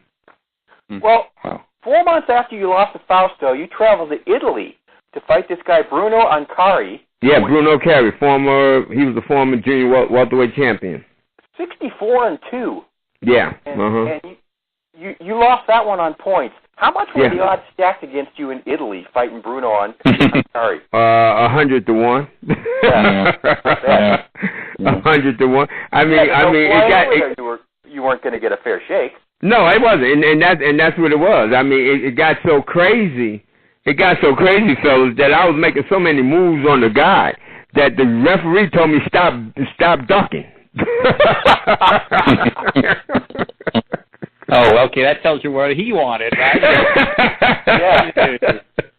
Okay. You didn't speak Italian, so you kept ducking, right? Yeah, I mean, I was ducking, right? But he spoke English. He said, "Stop ducking." He said, "You can't duck." He said, I'm going to disqualify you. And then these were the words. I'm going to disqualify you. You're not going to get paid. Gosh. Okay? Those were his words. Wow. Here's a real interesting part about your record. 3 of your next 4 fights were draws. And all those draws came against fighters that everybody's heard of. Johnny Gant, Hedgeman Lewis, Saul Mambi. Were you frustrated at that point? Did it seem like you just were never going to get fair? Yeah, because I was getting frustrated because I know I was beating them. You know what I'm saying? But they, it was like they were in that position. It was like a political thing. They was in position that them promoters or whoever it was didn't want them to lose, so they made it a draw. But they couldn't. I was beating them so bad at that time that they couldn't even take the decision from me. You know what I'm saying? Because I mean, it was like beyond, like say, we can't even take the decision. We can't even steal it. It was, that's how bad I was beating them. Huh. But and they had these contracts with other promoters before. This was a lot of things were happening, and so at that time it just things didn't start falling into place for me. But one thing it did is let people know that I could fight. That was the key point. They knew I could fight. Yeah. One person didn't understand it, so they asked me to fly to Australia. Oh, you pulled an upset there, didn't you? Yeah. What was that guy's name? Rocky Mattioli. He became junior middleweight champion of the world later. Yeah, right. That's right. Rocky Mattioli. And that was a big, that was a surprising upset to everybody in the world. When I got back to New York, everybody knew about it. Yeah. I'm halfway across the world, and I didn't even know, messages could get back so quickly. Yeah. But everybody knew that I had beat Rocky Mattioli, and at the time he was rated number 2 in the world. Wow. In the welterweight division. Yeah. Harold, we had John Stracey on last week, and he told us that Hedgeman Lewis, you fought him, of course, to a draw and whatever, he probably won, was the best fighter he ever fought. Oh, yeah. And I read that you felt the same way. What made Hedgeman great, and why do you think he never won a world title? Because Hedgeman was a very crafty, intelligent fighter. He really knew his craft in the boxing ring. He knows how to make you make mistakes, and he knows how to counter off your mistakes. And so I learned a lot in the fight, but it was the greatest boxing exhibition I have ever had in the ring with somebody, because we never held in that whole 10 rounds that we fought. The only time we did help, the only time we held was when I heard him 3 or 4 times in the fight, and that is when we held. But the whole thing was just crafty. Just slipping and sliding, catching and countering. It was just unbelievable, the art of it. Everybody just stood up in the garden and start cheering and clapping after the fight was over. Wow. Sweet. And it was almost like the fight is so good that we can't, we don't even want to make either one of these guys a loser. But Hedgeman and Ryan O'Neal came to me after the fight, and he told me, he said I never seen anybody outclass Hedgeman. He said, you beat Hedgeman. He said I take my hat off to you. He said I never ever thought anybody was just as smart as he was. Hedgeman was a smart fighter, a very crafty fighter. When he fought Jose Napoles the first time, he beat Napoles the first time. But they didn't give him the decision. Yeah. Happens too much in boxing. Yeah, speaking of Napoles, you almost got a chance to go to Mexico and fight him, and then our guest from last week, Stracey, got the fight instead and took Napoles' world title. What happened? Why didn't you get the fight with Napoles? What happened there? Well, what happened was Stracey didn't want the fight. Okay, at first. His managers and them didn't want to fight. Then when I accepted the fight, because when I saw Napoles fight Jose Munez the second time, and the way he looked, I knew I was going to beat Jose Napoles. And I was glad I was getting ready to get the fight. Then when I got the call that I was going to get the fight, Stracey wasn't get the fight, I was getting ready for it, then Stracey turned around and changed his mind and said he wanted to take the fight, because he was rated number 1 at the time, I was rated number 2. And so he wanted to get his opportunity. I knew I was going to stop Napoli, because at that time Napoli was on the tail end. Really on the tail end. And so I knew that I was going to beat Napoli. But Stracey took him up on it. He beat me to it. So we supposed to be fighting John Stracey, but Stracey people pulled out on us each time. And then when I had another contract to fight the winner of Stracey and Carlos Palomino. But Carlos Palomino, his people, said no. They said you got to take us to court before we fight Weston, and that's what the whole thing was until it got to the point where he fought Benitez. Yeah, right. But at the same time, it was they had 2 titles, because it was Pepino Cuevas who fought. Who he beat on? He fought Billy Baxter. That's what it was. He stopped him, if I'm not mistaken. I think you're right. Yeah. Yeah. And that's who. But I was chasing after Jose Napoli's title, because at that time, that's when the titles started, both organizations split it up, and that's when they had two, then they started having two champions. But I was chasing after, what's the name, Jose Napoli's title at the time was guys. So it was all that, and then they made me to fight with Pepino Cuevas, and that's when it finally, like a year later, and I was rated like number one for a whole year and a half before they finally gave me the shot. They gave me the shot with Pepino. Wow. Mm-hmm. What kind of we're just curious here. What kind of payday did you miss out on when the Napoli's fight fell through? Oh, I mean, at that time, the challengers got like about 50,000, no more than 70,000, 70-something thousand. I mean, it wasn't nothing like these numbers that these guys get today. I mean, with the fights we're talking about and the names of those, we all would have been getting $1 million, $500,000 because we were drawing. We was already drawing like 19, 20,000, 30,000 people in the arena. And I mean, especially down there in California or you went to Mexico, I mean, forget about it. If you fought those guys, because I fought everybody, like when I fought Benitez, we had like 19,000 people in the Madison Square Garden. We only fought a 10-round fight.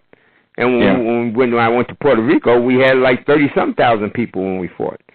So, I mean, it was a thing where, the two matches made sense and people knew who the fighters was. Back in those days, people knew who was good and who wasn't good.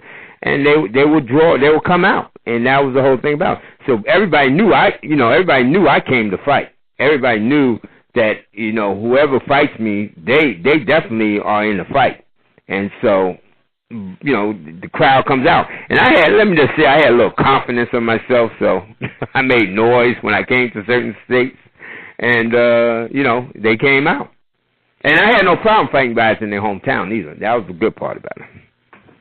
Man, Harold, it must have been amazing for you to walk around New York City, your hometown, and be the number one ranked welterweight in the whole world. Oh, yeah. That must have been awesome. Oh, it was. I ain't going to lie to you. It was. It was great. But you know what was more greater? When I was told that, and know who told me? Emil Griffin and Sugar Ray Robinson. Wow, really? Yeah. Wow. Okay. That's incredible. Yep. Yeah, I mean, I met Sugar Ray. They brought Sugar Ray Robinson to me one day. I was uptown, and the guy said, man, somebody wants to see you. And I said, who? They said, Sugar Ray. I said, you got to be joking. They said, no. He said, he's in the next room. And sure enough, I saw Ray. I was at a club at the time. And sure enough, he was right there. And he said, man, I want to take my hat off to you. He said, you're a damn good little fighter.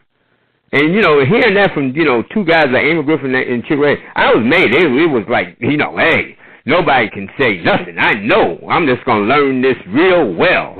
I just wanted to learn this real well. I wanted to be the best. And I want to be able to do it. Because when I told Teddy Brenner, and this is something nobody has ever done, I told Teddy Brenner, I said, drop all the welterweights in a hat, and you just pick out who you want me to fight. I don't even care. Now, when you can do that, fellas, you're walking strong. And everybody can't do that. Let John and I live vicariously through you for a second. when you're the number one ranked welterweight fighter in the world, are the pretty girls trying to crawl in through your window at night? Oh yeah, they're there. You just gotta have that control, not to to say no. That's the whole thing about it. I had been already programmed and taught by my father and Gil Clancy and Emil. They told me these things were going to happen. Yeah. So what? Yeah. That's good they told you. And they said, what you got to do is say no. But no, they were out there, boy. I mean, it was let me say, the adventure was fantastic. Okay, it was fantastic, and what I realized how important. And let's say this, though, we just told me I was just a contender. Okay, just a contender, number one contender. But everybody knew who I was, right? Mm-hmm. But when I met Lola Falana. Okay. The dancer. I remember her, yeah. A singer, right? Oh, I was in orbit. Okay. Yeah. It's like I said, oh wow. I mean, because she was a lady I always wanted to meet, but when I finally met, I said, wow.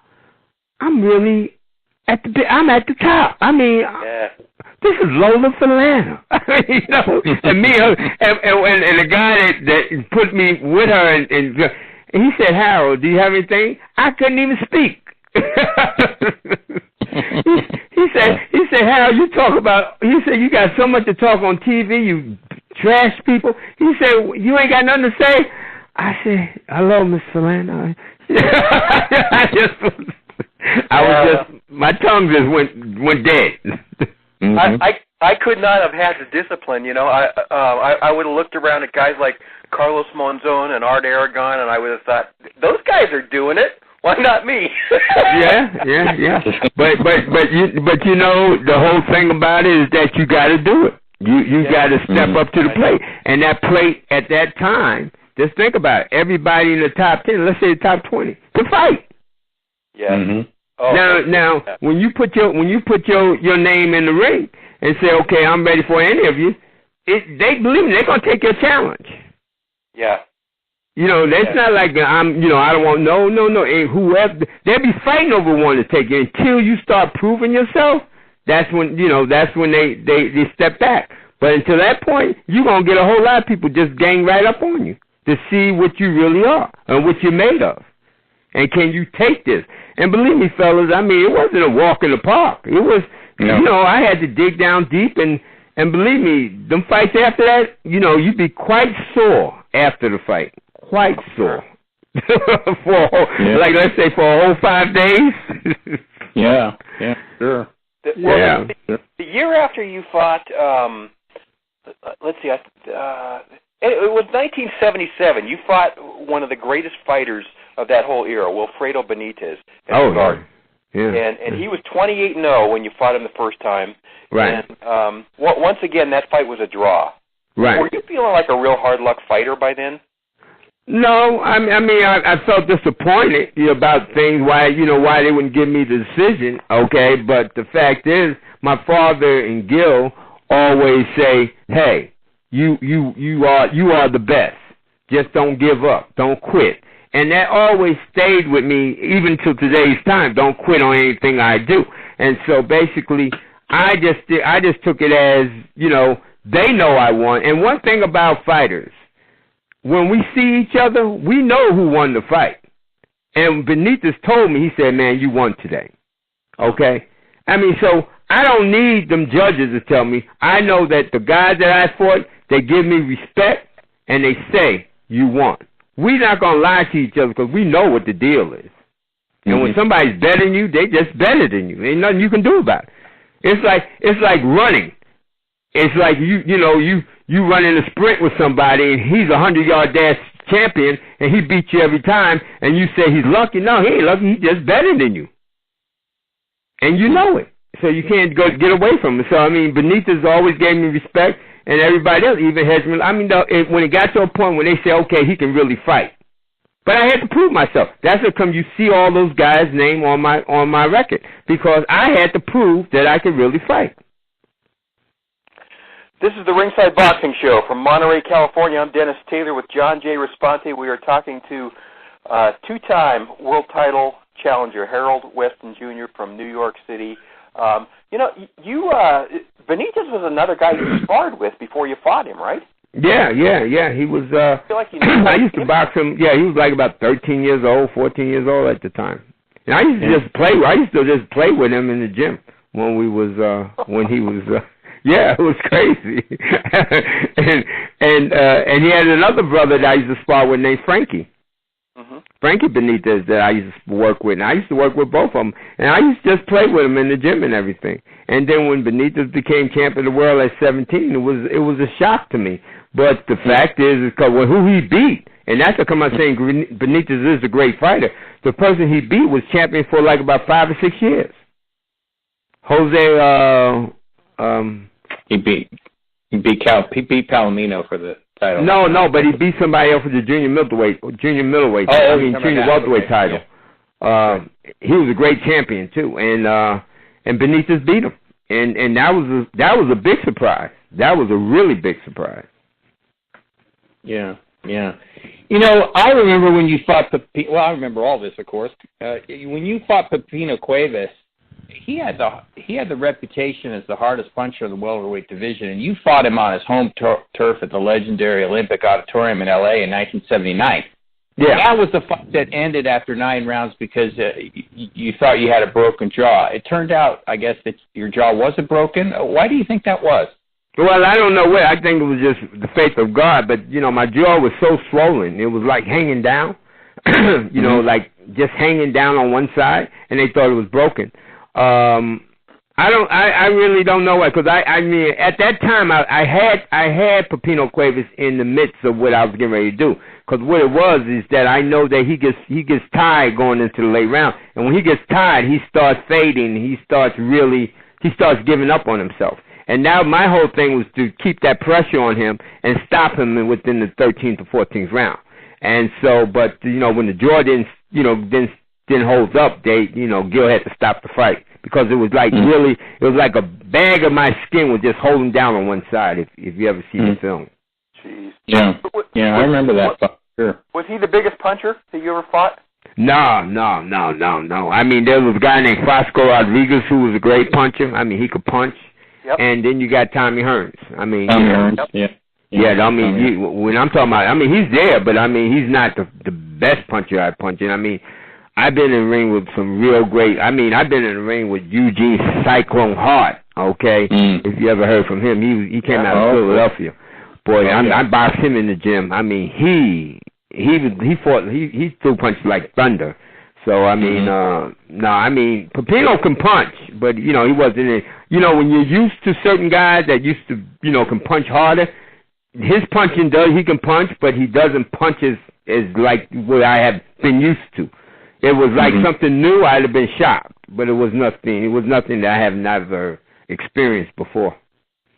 But he can punch. He can punch, and you know, if you stand there and let him hit you, you're gonna get hit. But I think that, you know, the way I had my defense and we were planning to, you know, just wear him down and everything, which was happening for me. But you know, God says certain things and you do certain things, and God's going to go God's way. So I mean, it was just one of those things. But it was, you know, like I said, the opportunity was there, and just got away from me. You got your rematch with Benitez in 1979, and he was 37-0 by then, and the WBC welterweight title was on the line, and it was a very, very close fight. After 15 rounds, one judge gave it to Benitez by 1 point. Another judge had it by 2 points. Right. The referee only gave you one round. Tell the listeners out there who the ref was. What was it, Randy? Richard Steele. Richard Steele, right? Richard Steele. Yeah. Yeah. What was that all about? What happened? Now, fellas, y'all add 2 and 2 together, okay? Yeah. Richard Steele comes from the United States. He is coming in. Why do we have to bring Richard Steele in? Okay, for one thing. Now, if he gave me 1 round and the 2 Latino judges had me losing by 1 point, what does that tell you? Who brought Richard Steele out there? The promoter? I ain't gonna say it no more. You know what I'm saying? I mean, let's be for real. 1 round I win? Yeah. Okay? Yeah, that's crazy. I mean, let's say I did win the fight, but okay, we're in Puerto Rico. At least the Puerto Rican judges did this. Gave me, say, okay, he won the fight, but we ain't gonna let him win. But we're gonna make it look close. Let's be a little bit generous to it. So we're gonna have him lose by 1 point or 2 points. That looks better. Instead of you don't win nothing, but you only win 1 round. Come on, man. Yeah. Crazy. Yeah. And today I would never speak to Richard. I look at him and then shake his hand, and keep on going. Really? Yeah. Yeah. I mean, it's disgraceful. I mean, I mean, there's no way, and I'm gonna say there's no way any man's gonna beat me out of 15 rounds, 14 out of 15. No way. Okay? And I'm gonna tell you, no man can do that. You know why? Because he's gonna have to take a time off in 15 rounds to really catch his breath if he's throwing as many punches as I'm throwing. Mm-hmm. He can't throw as many punches every round for 15, and I only win one round out of 15. Come on now. Yeah, that's crazy. I think you told somebody once that Emil Griffith was the one who taught you how to be a 15-round fighter. What did you mean? Oh, he by did. that? Yeah, he did. He did. I mean, it's a real skill to being a 15-round fighter. I mean, Griffin really taught Joe Frazier how to be a 15-round fighter. Because when Joe turned pro and he was fighting at guard, when Joe was fighting on Griffin's card, or Griffin was upstate in the Concord Hotel, Joe Frazier used to come up there and train at Griffin's camp with Joe brought his sparring partners up. But him and Griffin used to always talk, and Griffin used to talk to Joe about how to do the 15 rounds, and Joe and them, his manager and trainer started, his trainer, Yank Darham, learned from that, and that's how he learned how to show Griffin. Griffin showed him how to be a 15-round fighter. That's become the pace that Joe was going to go. He showed Griffin. Griffin showed him how to maneuver it, and that's what Joe Frazier did, and that's how Joe became such a good 15-round fighter. Because you got to know how to hold that strength for them last 3 or 4 rounds in 15. Because one thing I learned about being 15 rounds, the oxygen stops going into your brain. And when that starts happening, I mean, if you really get clocked or something like that, that's how come a lot of guys go through, get blanked out, or guys can get killed or anything else because of the blood not going to your brain. The oxygen's not moving anymore. Well, the fact that you fought Benitez so close in Puerto Rico has got to tell people that you were at least very close to your heyday then. And your next fight, just 2 months later, turned out to be your last, against Tommy Hearns, who was 18-0. And again, it's really close through 6 rounds, and then you've got to call it quits because you're blind in one eye. And it turned out you had a torn retina, which ended your career. During that fight, when did you realize something was seriously wrong? The last round. The last round. Yeah, the last round of my life. It just went blank. It just went blank, and I just saw light. I didn't see a person or anything. It just went blank. And it was like it's like somebody putting let's say that I put a glass in front of your eye, and the glass is all bleary on one side, right? And you can't see really out that bleary. And it was just blank, and I couldn't see out of it. That's the reason why I stopped. Believe me, if I could saw anything, I would have went on, but I couldn't see anything because every time Tommy he started running then. And so when he started moving and running, I couldn't maneuver. I had to turn my body around completely to see him out of that one eye, to hit him. Did you come close to losing your eyesight permanently? Yeah, I did. I didn't even, fellas, I didn't know nothing about eyes and all that, but I didn't know about the retina part, but the doctor said to me, he said, thank God you got here at the time you did, because I had a 90% torn retinas in my eye. And they didn't even know at the time how to save it, because at the old way they were doing it, a lot of guys was not saving their retinas. But this doctor, Dr. Schutz, God bless him, he came up with this new idea how to fix retinas. And so he asked me, he said, Hal, I got this new invention that I did on retinas, never did it on human beings, did it on animals. He said, but are you willing to try and see if this can work? I said, well, he gave me a 50-50 chance I wouldn't see out of the eye no more if I didn't do it. So if I did it the old-fashioned way, and I said, well, with 50-50 chance I ain't going to see it the old-fashioned way, might as well try something new. And that's how it all began. And so Dr. Schutz did the new remedy on the retina, and that's what saved Sugar Ray Leonard's eye and saved millions and millions of people's eyes today because of the new operation Dr. Schutz came up with of fixing retinas. Okay. When I'm saying, I'm saying 90% of your retina. Your retina is your guiding light for you to see and pinpoint. Yeah. It's shocking. Your career ended so abruptly, and you were like 27, I believe. That had to have been really hard to accept. Was it for you? Yeah, it was, fella. I ain't gonna lie. I was really down. I mean, I I even try to come back. Because when the doctor told me when I kept going to the doctor to get my exam, and my eyes is clearing and everything, and I said, well, if I can see, and they said my retina is as good as it was when I first, I said, well, I can go back and fight. He said, no, we ain't talking about that. We talking about it's good enough for you to walk around Earth, not to go fighting no more. So, but I didn't listen, and I still went back to try to be a boxer. And one day I'm in the gym and I'm moving around, boom, boom, boom, and then all of a sudden I get the same thing. And I said, oh shit! And I told my father I gotta go to the hospital. So I called Dr. Schutz, and he said, Harold, get your butt over here. And I went over to his office. He had a tuxedo on, so he was going to a big affair. He had a tuxedo with his wife and everything. Believe me, he met me at his office. All right. He looked at my eye. He said, you go to the hospital tomorrow morning. Be there at 7 o'clock. He said, because you're going to lose your eye if you don't. And so he said, I will be there.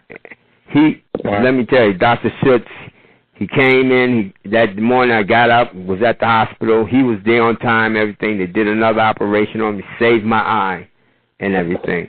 And that's when I said, okay, I can't fight no more. And that was it. Before that, did you? How close did you come to fighting like Roberto Duran or Sugar Ray Leonard? Was that ever a possibility? Oh yeah, Ray. Let me just say that Angelo Dundee was very smart. Okay, just like Gil Clancy was very smart. But what happened was Angelo had a fighter named Rafael Rodriguez. Okay, and I fought him. We fought on the first ESPN show. Okay, when ESPN was just coming out for boxing, and we fought on there, and I fought him in Long Island City at the what's the arena out there in Long Island City here in New York? There's a big arena, another arena out there, and we fought out there, and we fought on ESPN, and Angelo had him. He was 21. He was 24-1, something like that, and we fought on the and I fought him. And I beat him so easy that Angelo came into my dressing room after the fight and said, you will never fight Ray Leonard. Oh, boy. and guess what? You never fought Ray Leonard. Never fought him, yeah. And the crazy part about it is that when I fought Benitez, right, because I had the Benitez fight coming up, I fought Benitez, and we got a contract. The winner was going to fight Ray Leonard, and the money was in there. It was the first time they was giving us $1 million. We were going to get $1 million with Ray Leonard and everything, and it was all planned out right then and there. And so that tells you why they wasn't going to give me the decision in Puerto Rico. Okay, because the contract was the winner of that fight between Benitez and me was going to fight Ray Leonard for the championship, and sure enough, they gave Benitez it, and he fought Ray, and that was it. Yeah, and that's and so that gives you a good indication why Richard Steele, 14-1. Benitez win beats Harold Weston. Yeah, okay. So after your career, you started working as a matchmaker for the Garden. How much did you enjoy that? You must have been good at that. Oh, I loved it. I mean, fellas, I really enjoy. It's like making people's lives better, and like you young guys. I mean, it was like teaching you guys how to make it to the top. But what I did, I wanted to give opportunities to people that couldn't really get the opportunities. My doors was not shut to anybody. Before they had their little, let's say, group that they only deal with. In boxing, there's only certain guys can get certain guys in fights and all that. But to me, Madison Square Garden, this was the first time it ever happened. I didn't care if you was green, white, blue, yellow. I didn't care what you were. All you had to do was bring me a fighter that can fight and fight on the show, and I was going to build. So I built 7 world champions for having that door open up. Kids that nobody ever thought about was ever going to be champion of the world. and I made them world champ. I gave these young men an opportunity to fulfill their dream if they really pursue what they say they wanted to do, and they did it. And so I mean that's me. That's me. But you didn't have that in everybody in the game of boxing. Yeah. There's a lot of excitement around the welterweight division today. What do you think of it? I don't think much of it. I mean, you don't have. I mean, you know, it's just. I mean, if I give you two films and let you look at the films of fighters back in those days and look at the fighters today, you would be completely turned off with the fighters today because you don't have that craftiness, that smoothness, that excitement that we had back with those fighters today. And I think that's what the enjoyment was, why we had 30, 40, 50,000 people watching, or have 30 million people around the world watching Muhammad Ali and Joe Frazier fight, and millions after that seeing the other fighters fight, because these guys were crafty. They were killers. They were art. They knew how to destroy a person and knew how to beat a person down. It doesn't happen today. Yeah. Harold, I already know the answer to this because I remember this time so well, and I know you do. You were right in the middle of it. Do you think you fought in the best era in welterweight history? Oh, yes. Oh, yeah. I fought in the best era of boxing, period. I mean, I was born at the right time. I was able to see that, like I'm saying to you, I was able to see that tail end, that end of Sugar Ray Robinson, looking at Joe Louis, looking at Gracie, watching Emil Griffin grow. I mean, just that whole Jose Napoli. I mean, Curtis Coates. I mean, I done seen them all, met them all, and at the same time, I'm getting that drift into me from being around these guys and watching these guys and learning a few things from each of these guys. And it just made me a better person. And seeing how they live and how they act and how they, how they go through the routine of training and what do they do and how they mentally control their minds to be strong, of knowing they have to go 15 rounds with one of the deadliest fighters in their lives or whoever it is, a good boxer, whatever it was. But they prepared for it. And seeing that made me a better fighter and a better person. And that's what these young men don't have today. They don't have nothing to look at. Let me just say, they have no greatness to look at. What can they see today that's great? And it's have greatness to it. And that's where the problem is. The money, that's what they see today. They have the money, but it doesn't make them the man that they wanted to be. Yeah. As much as they got the money, I don't care how much money, but most men want to be stand up and outstanding in their position that what they are. Yeah. Mm-hmm. We got a lot of men that got money, but who are they as men? Mm-hmm. Can he save your life if you're in the water, swimming in the water? Can he save your life if he's on a battlefield or somebody shooting at you? These are the things that is really graceful about being men. Making money, you can make money and inherit money. Yeah. But that ain't gonna make you a man. Yeah. You got a president with bone spurs and money, and he didn't right.